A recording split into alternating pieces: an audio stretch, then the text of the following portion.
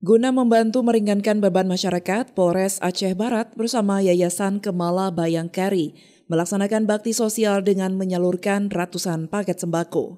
Ratusan paket sembako tersebut diserahkan oleh Kapolres Aceh Barat bersama Ketua Yayasan Kemala Bayangkari kepada Panti Asuhan Yayasan SOS Melabuh, serta kepada personel kepolisian yang sedang sakit dan tinggal di asrama polisi.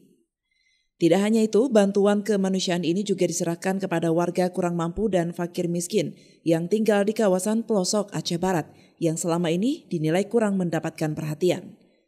Salah satu warga, Rosmaini, mengatakan dirinya merasa sangat senang dengan adanya bantuan sembako yang diserahkan oleh Kapolres, sehingga dapat meringankan berbagai kebutuhan di bulan Ramadan ini. Sangat baik dan sangat membantu kami. Semoga jauh lebih baik lagi ke depannya. Dan lebih sangat membantu kami. Terima kasih buat Bapak dan Ibu Kapolres. Terima kasih atas bantuan buat kami. Sementara itu, Kapolres Aceh Barat AKBP Panji Santoso mengatakan kegiatan bakti sosial tersebut dilakukan sebagai bentuk kepedulian sesama, yakni kepada anak yatim, warga kurang mampu dan fakir miskin, serta diharapkan dapat meringankan beban masyarakat di bulan suci Ramadan.